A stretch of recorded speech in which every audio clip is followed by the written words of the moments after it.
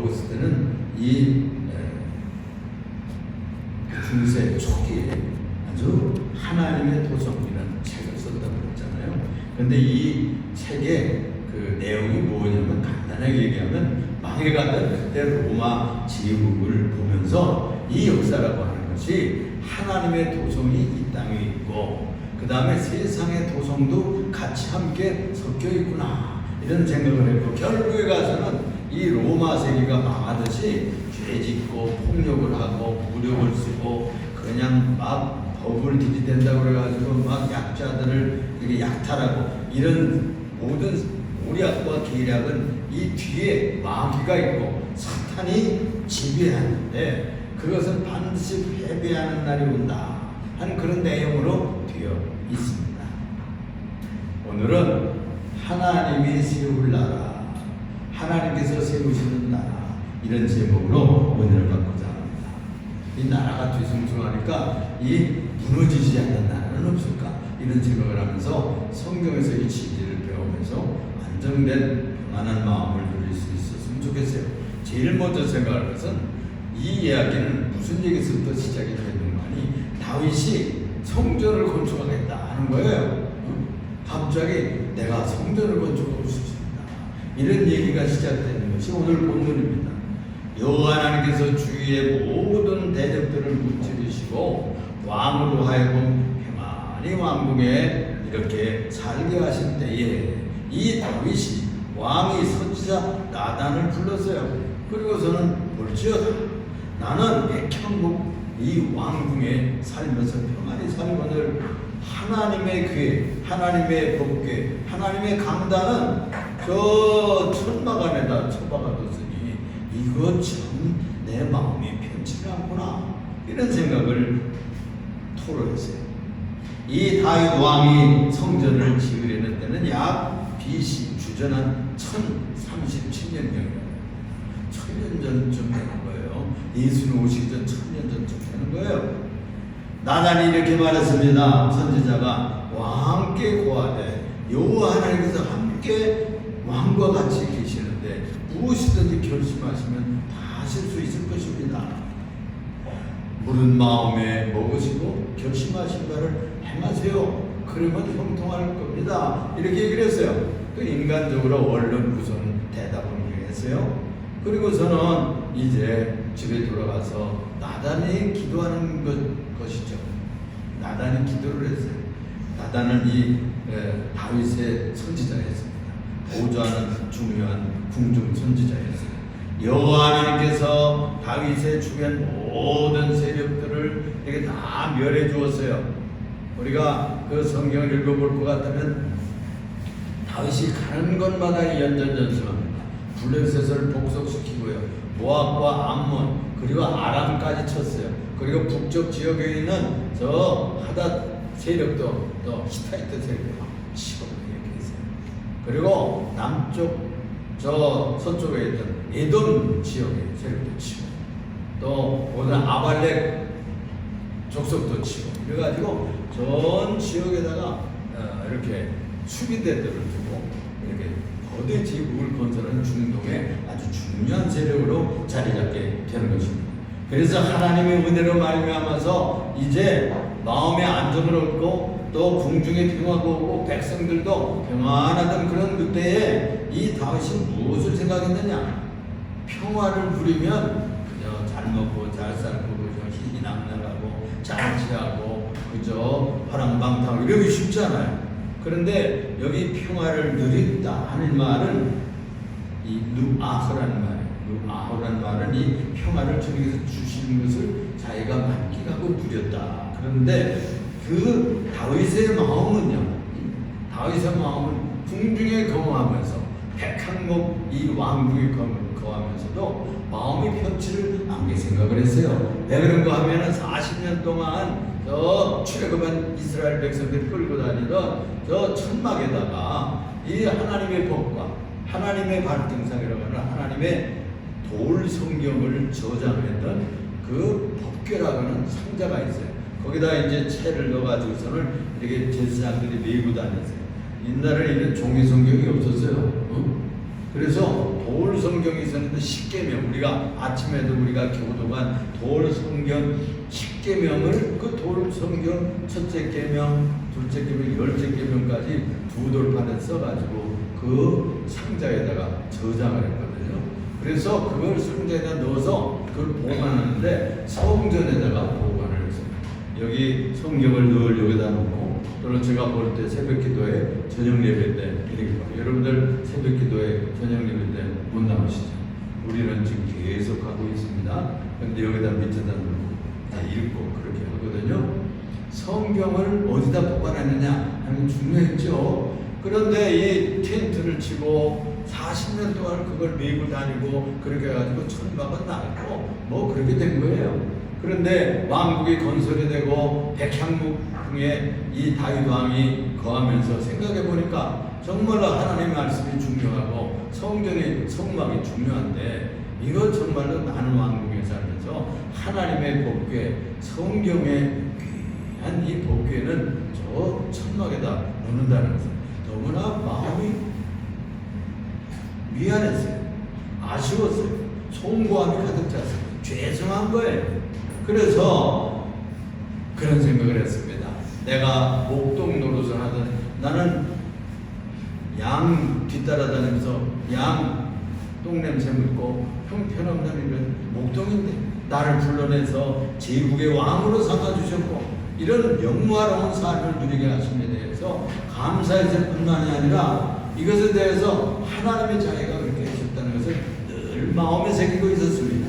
사무엘하 5장 12절을 볼 것 같으면 이런 말씀이 소개되어 있어요. 다윗이 여호와께서 자기를 세우사 이스라엘 왕으로 삼으신 것과 그의 백성 이스라엘을 위하여 그 나라를 높이신 것을 알았더라. 인식했어요. 깨달았어요. 늘 그것을 눈여겼어요. 잊지를 않았어요. 주께서 베푸신 은혜를 아는 것이 중요합니다. 믿음 생활이 뭐예요? 복받는 비결이 뭐냐면 주님께서 나에게 어떤 은혜를 베풀어 주셨는가를 늘 기억하는 것입니다. 작은 은혜든지 큰 은혜든지 주님께서 나에게 복을 내려주신 것을 복을 받았다고 생각을 합니다. 은혜를 베풀어 주셨음을 늘 생각해서 그걸 깨닫고 주님의 전을 건축해 드리고 싶은, 그러니까 그게 복받은 사람들의 심정이죠.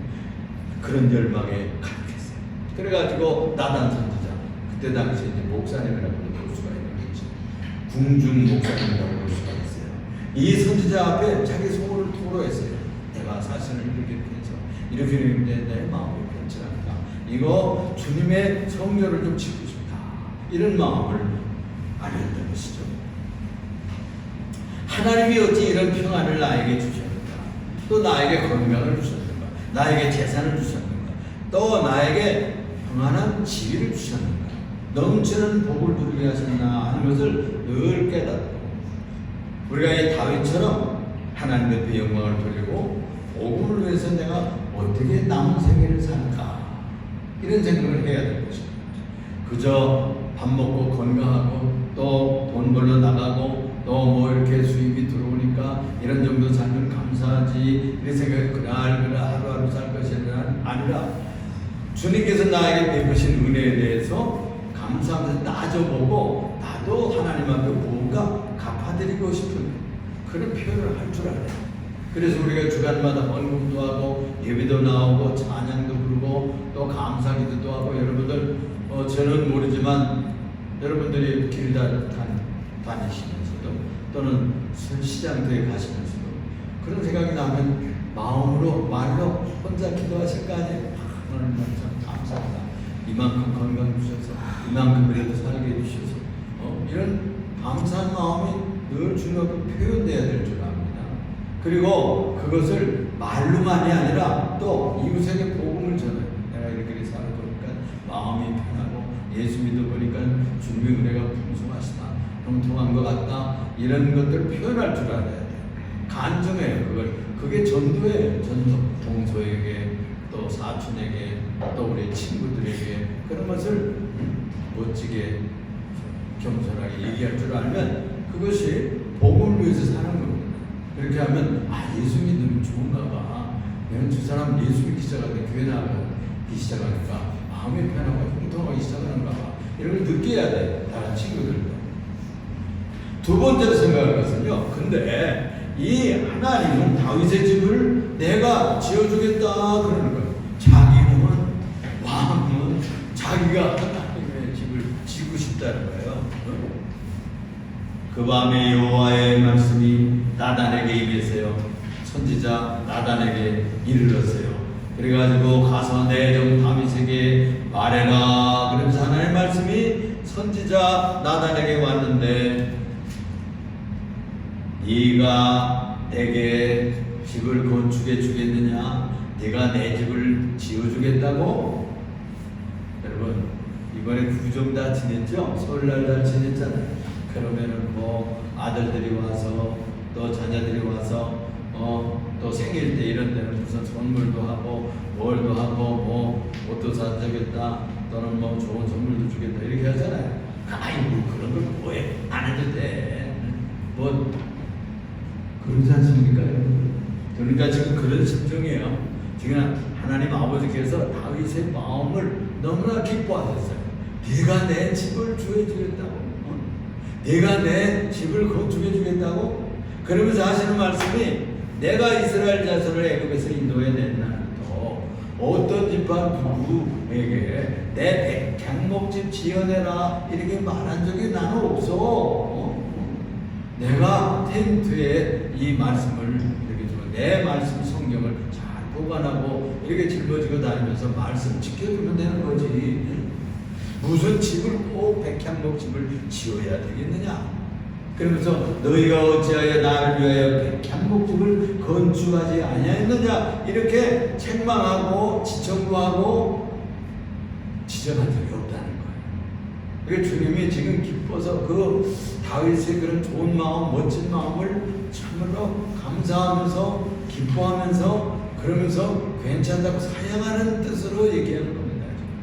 아유 괜찮아 무슨 옷이야 무슨 선물 조그만 거 하나 사면 되지. 부모님들이 그러잖아요. 그런 마음으로 지금 표현하는 겁니다. 그러므로 내가 너를 목장 양 따르는 데서 너를 데려다가 내 백성 이스라엘의 주권자를 삼아주었고 왕으로 세웠다는 거예요. 내가 너를 왕으로 세워주었지. 그렇고 말고 9절 볼 것 같으면 땅에서 위대한 자들의 이름과 같이 내 이름을 위대하게 만들어 줄 거야. 이렇게 약속하고 있습니다. 그러니까 이 다윗 왕이 말이에요. 지금 왕 된 것에 대해서 너무나 감사하고 영광을 돌리고 성전을 지어 바치겠다는 열망을 토로하자 하나님께서 그 마음을 기쁘게 보시고 내 이름을 내가 높여줄 거야. 그러는 거예요. 이 기쁨으로 하시는 축복이겠죠.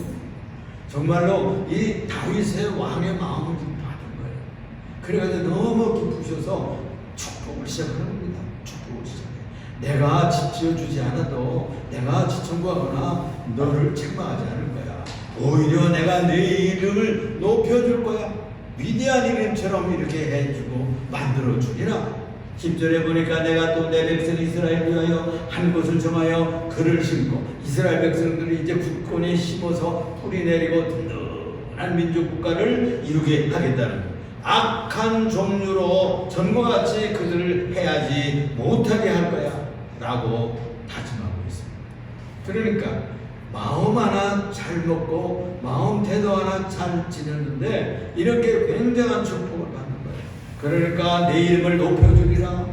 위대한 이름을 만들어주리라. 그리고 내 나라 민족을 뿌리 깊이 쫙 심어서 옛날에 사사시대처럼 대적이 들어와서 그냥 몇 년씩 지배하고 우리나라처럼 이렇게 병자호란이 일어나고요.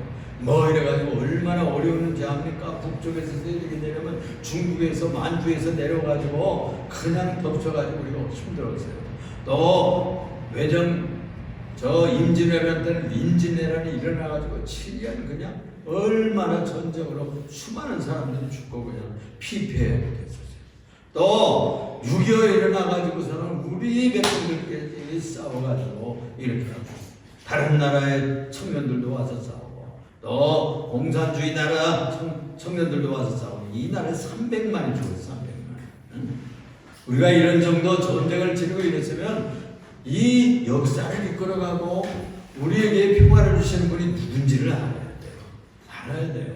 이런 전쟁을 물리쳐 주시고 평화로운 삶을 살 수 있게 하시는 분이 누구냐? 여기 지금 이스라엘 나라를 볼 것 같으면은 너희 사사시대에는 이렇게 어려운 전쟁 시대를 겪었지만 이제 다윗 이후로는 이렇게 어려운 시대를 겪지 않게 하겠다. 그런 약속을 해주고 있습니다.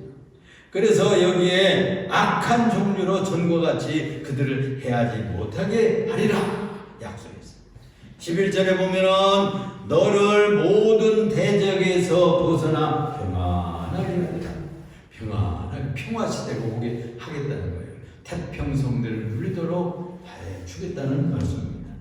여호와가 또한 내게 이르노니 여호와가 너를 위하여 뭐라고요? 집을 짓고 그랬어요. 여호와가 너를 위해서 집을 짓지 내가 그러잖아요. 부모님들이 부자고 돈 많고 아주 거분 재벌이면은 자식들을 위해서 해주지 누가 아들들이 무슨 뭐 재벌 아버지를 위해서 해줍니까? 해주면 선물이나 조금 찔끔찔끔 하는 것이지. 예? 살게 해준 건 누구야? 아버지란 말이야.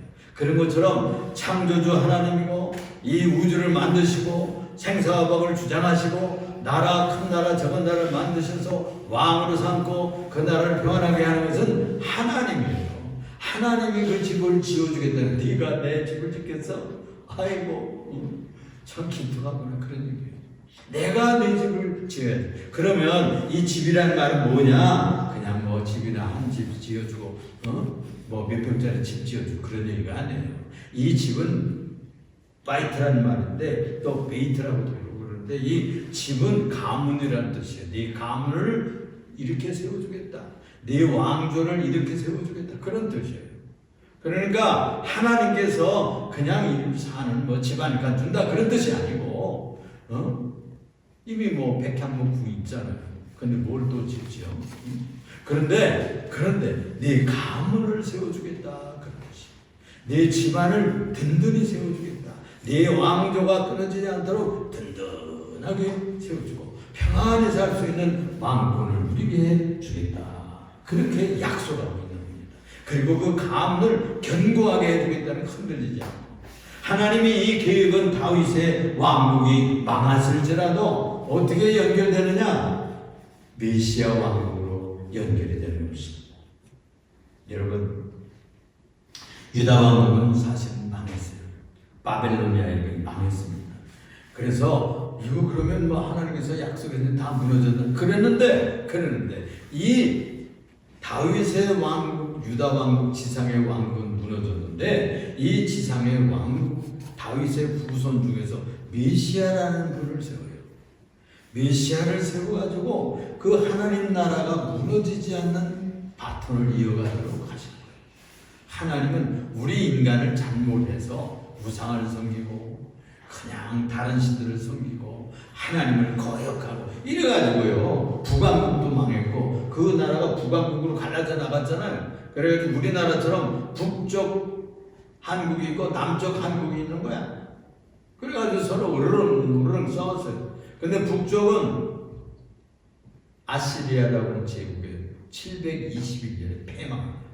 그리고 남쪽 유다도 다윗 왕국인데 글쎄 그 약속에도 불구하고 이들이 하나님 떠나가지고 우상 숭배하다가 얻어맞아요. 신바벨로니아라고 하는 거대 제국에 망하는데 586년에 망하잖아요. 그러면 하나님의 약속은 어디로 갔는가 하는 겁니다. 여기서 네가 내 집을 짓겠느냐 내가 네 왕조를 세워주리라 하는 말씀이 되는 것입니다. 그런데도 다윗 왕국은 지금 내가 설명한 것과 같이 그렇게 망해버리고 말았어요. 그럼 실제로 그러면 하나님의 언약은 어디로 가버린 것이냐 하는 것입니다. 그래서 세 번째로 생각할 것이 무슨 말씀인고 하니 오늘의 말씀이에요. 하나님이 친히 세우시겠다는 이 나라는 무엇이냐? 12절에서부터 14절까지 쭉 내려오는 얘기가 있어요. 그래서 이 하나님의 나라가 어떻게 이어지느냐 하면은 사실은 예수님 오시기 전 586년에 유다 왕국까지 망해버려가지고 끝나버리고 말았어요. 그래가지고 어디로 포로되어 갔죠? 유다 왕국이 다 포로되어 가지고 바벨로니아, 티리스강, 또 유프라테스강 그 말과 다 이주되어 갔어요. 다 이렇게 묶어가지고 포로되어 줄줄이 끌려갔었다고. 근데 10년만 사는 게 아니고 20년이 아니라 30년, 40년. 우리나라는 몇 년 동안 외정의 노예가 됐죠. 36년 동안. 군종 3년까지 하면 거의 39년, 40년을요 남의 나라에 통치 안에 있었다니까. 그런데 그 나라는 자기 나라를 떠나가지고 성전 다 불타버리고 나라 다 쫄딱 망하고 그들은 재산 다 빼앗기고 그리고 이주해가지고 다른 나라 가가지고 70년을 살았어요. 70년 살면서 그들이 얼마나 눈물을 흘리며 우리가 왜 이렇게 되었던가, 우리가 왜 이렇게 쫄딱 망했나, 우리 성전은 다 불타버리고 우리 왕국은 어디로 갔단 말인가, 왜 이렇게 됐느냐. 그때 망할 때 예레미야라는 예언자가 예언을 했어요. 너희는 70년이 지나야 돌아오리라. 70년 동안 뭘 했느냐면 유대인들이요 성경을 믿겠대요. 레위인들이 성경을 믿겠어요. 그래가지고 서기관 계급이 발달을 해요. 그 10가정만 모이면 우리처럼 이렇게 자그마한 교회를 만드는 거예요. 그래서 한 11명 가정 이렇게 해서 성경 읽고 히브리어 배워주고 이렇게 엄마가 배워주고 아빠가 가르치고 이렇게 해서 그 후손들을 키우는 거예요. 성경을 읽기를 가르치고 산수를 가르치고 국어를 가르치고 히브리어를 잊지 않게 했어요. 그래서 70년을 사는 동안에도 히브리어를 안 잊었다니까. 우리가 돌아가면 70년 후에 돌아간다는데 70년 후에 돌아가면 우리가 성전을 지어야지. 가서는 우리가 다시는 우상 섬기지 말아야지. 다시는 우리가 하나님 명령을 거역하지 말아야지. 이제는 우리가 꼭 하나님께만 예배드려야지. 이렇게 다짐하고 가르치고 우리 할아버지, 우리 골조 할아버지, 증조 할아버지 우상성에다가 망했다. 다시는 너희는 내려가면 우상성이면 안 돼. 우상성은 쫄딱 망해. 3, 4대까지 다 망해. 응? 그걸 가르쳤어요. 그래가지고 그들이 돌아와서 516년에 성전을 짓는 것이 수르바벨 성전이잖아요.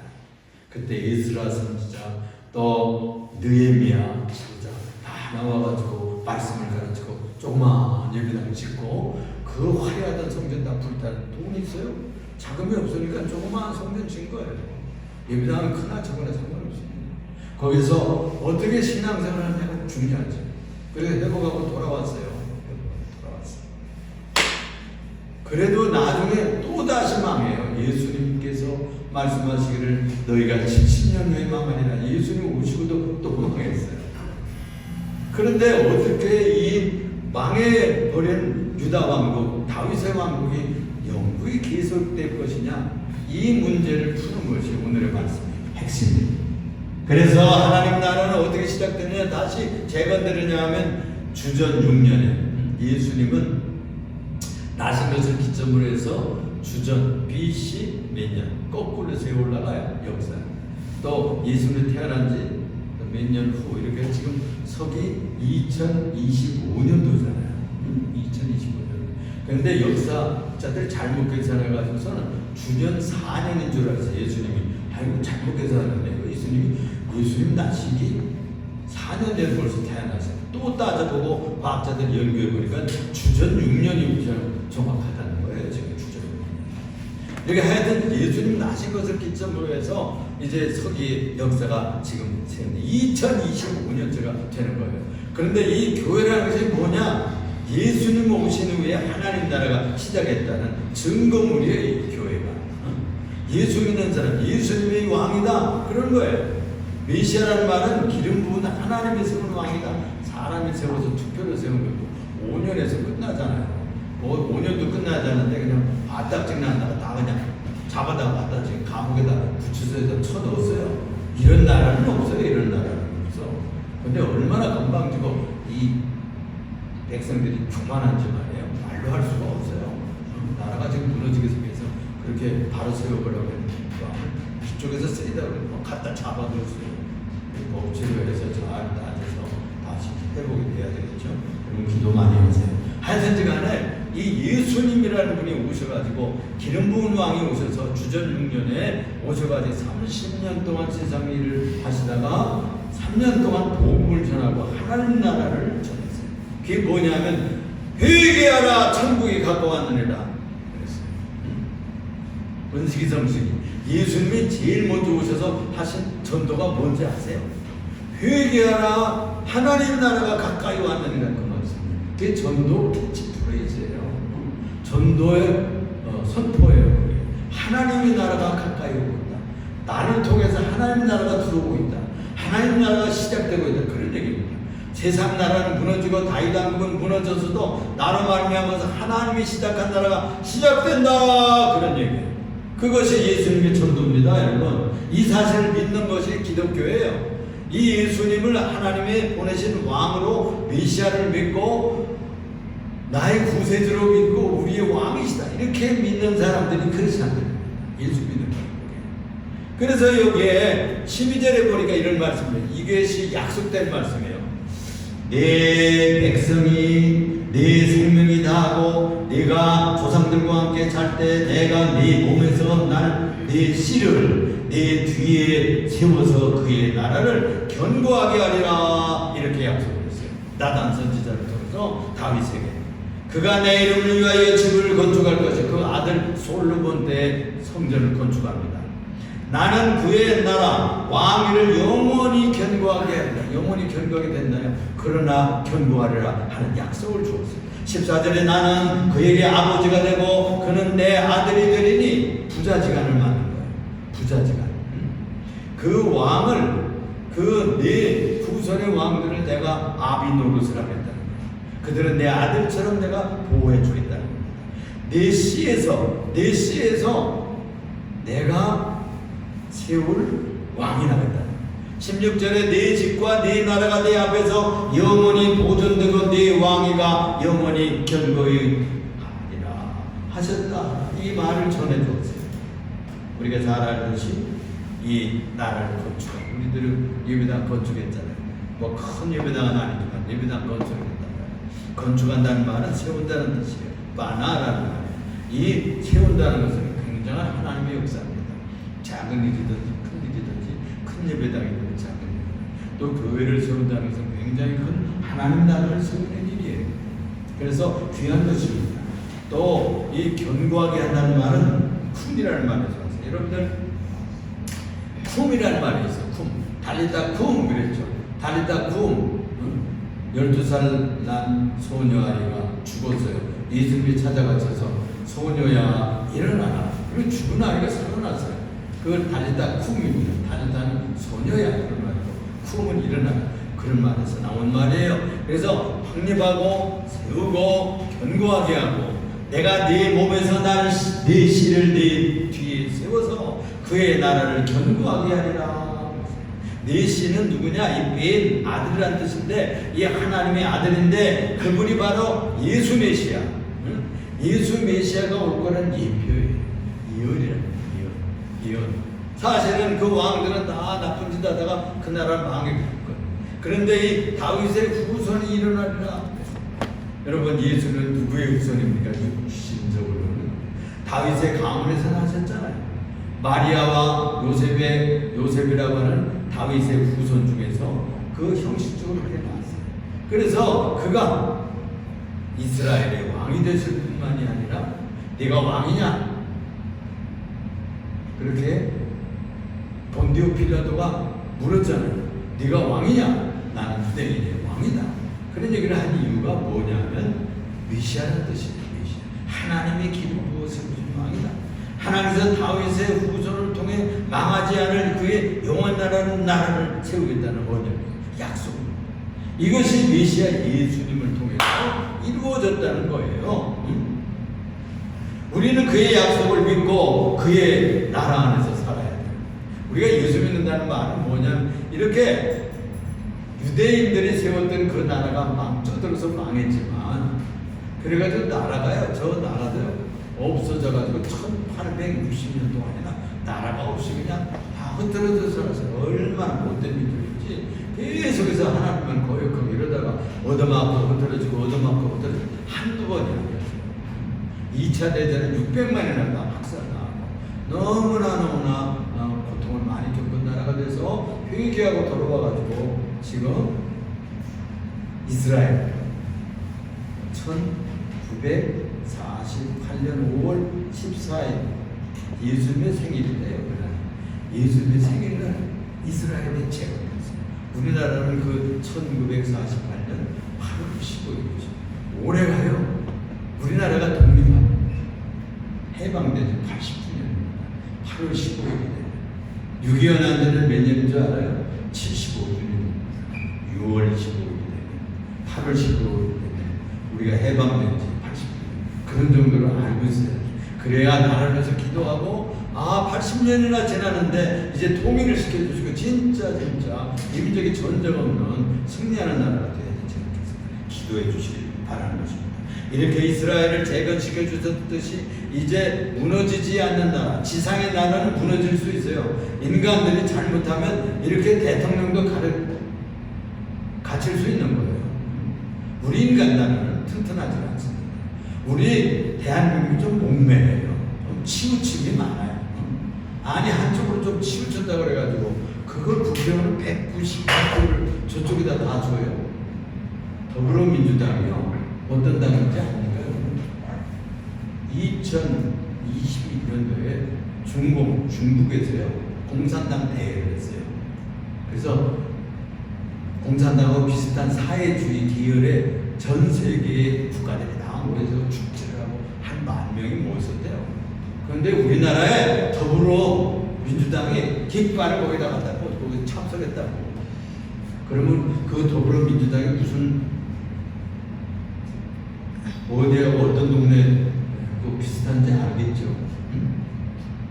그런데 백성들이 거기다가 표를 그냥 192표를 줬으니까 마음대로 하는 거예요. 그분들 얘기는요. 아니 국민들에게 다 주었는데 우리 보고 마음대로 하라고 이렇게 많이 준 거 아니에요. 이러는 거예요. 국민들이 똑똑해야 된다니까. 분별하고 균형 있게 잘해야 돼요. 내 표 하나 그냥 그때 일시적으로 그냥 쏠려가지고 칵 주고 막 이렇게 하면 나라가 너무 기울어가지고 균형이 안 맞는 거예요. 민주주의는 그렇게 하는 게 아니에요. 이게 균형 있게 해야 된다니까. 좌우가 균형 있게 해야 삐뚤어가지고 정확하게 가지. 한쪽으로만 많이 주면 한쪽으로 뺑뺑뺑뺑 제자리 걸음만 하는 거예요. 그렇게 우리들의 국민들이 맹해가지고 안 되죠. 지혜로워야 돼요. 분별력이 있어야 돼요. 어디에다 줘야 될지 명철하게 해야 돼요. 이쪽으로 많이 줄 것 같으면 나는 이쪽으로 투표해야지. 이렇게 하는 지혜가 있어야 되지. 균형이 딱 맞는 거예요. 우리는 그의 약속을 믿고 그분의 나라 안에 사는 겁니다. 이 대한민국은 지상나라예요. 이 대한민국은 지상나라에 지나지 않아. 또 대통령도 5년 지나면 다 갈아치워야 돼요. 그게 민주주의 나라예요. 그런데 하나님의 나라는 영원히 망하지 않는 하나님의 아들 예수 그리스도가 왕이 되시는 나라예요. 우리 백성은 땅 위에 살지만은 바로 그 나라에 사는 크리스찬들이에요. 크리스찬들은 예수님을 왕으로 삼고 지상 나라는 5년씩 갈든지 뭐 이렇게 우리들이 투표해서 하는 거예요. 편리한 사람들, 적당한 사람들, 정직한 사람들, 진실한 사람들, 삐딱한 사람들 세우지 말아야 돼. 국민들이 지혜로워야 돼요. 우리가 하나님 나라에 사는 사람들이 정직해야 되지 않겠어요?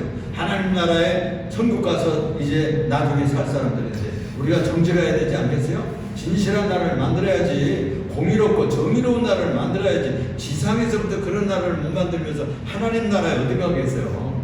삐딱한 마음으로 부정직한 마음으로 그냥 잘못된 사상으로 하나님 무시하는 나라를 자꾸 지원해주면 안 돼. 그렇잖아요? 우리 대한민국은 자유민주주의 국가예요. 그것은 신앙의 자유가 있는 나라를 만드는 겁니다. 여러분 지내봤잖아요. 전 정권에서. 코로나 3년 동안에 여러분들 10분의 1만 교회를 못 나가게 만드는 거예요. 전염된다. 아니, 음식점도 놔두고, 뭐 학교도 놔두고, 뭐도 놔두고, 음식점에 10분의 1만 손님 받으세요. 그랬어요, 여러분? 노무현 씨가 이인영이라는 통일을 잡고 있었어요. 이 양반들이 기독교인이 너무 많다. 1,000만 너무 많으니까 10분의 1로 줄이자 이랬다는 거예요. 여러분 그런 얘기들을 하고 있는 그런 당이에요. 그 당. 여러분들 그분들한테 다 넘어가면 교회는 생각합니다. 여러분들 지혜롭게 판단하셔야 됩니다. 그래서 저렇게들 지금 뭐 부산에도 100만이고 대구에서도 100만이고 서울에서도 모이고 국민들이 똑똑해요. 지금 우리 대한민국 국민이 지금 다 대학 나오고 고등학교 나올 수준 높은 이들인데 그렇게 미련하나요? 분별력이 있는 것이죠. 그래서 두 가지가 흘러가요. 세상 나라가 흘러가고 하나님의 나라가 두 가지가 있어요. 그것이 바로 어거스틴이 얘기한 얘기입니다. 하나님의 도성이 있고 세상의 도시 있어 서로 갈등하고 싸우고 그러지만 20세기 초에는 그래서 이 C.H. 나드라고 하는 분이 있는데 이 사람은 실현된 종말론이라는 이야기를 쓴 책을 썼어요. 그래서 리얼라이즈드 에스카톨로기라고 하는 그런 책을 쓰고 추천을 했어요.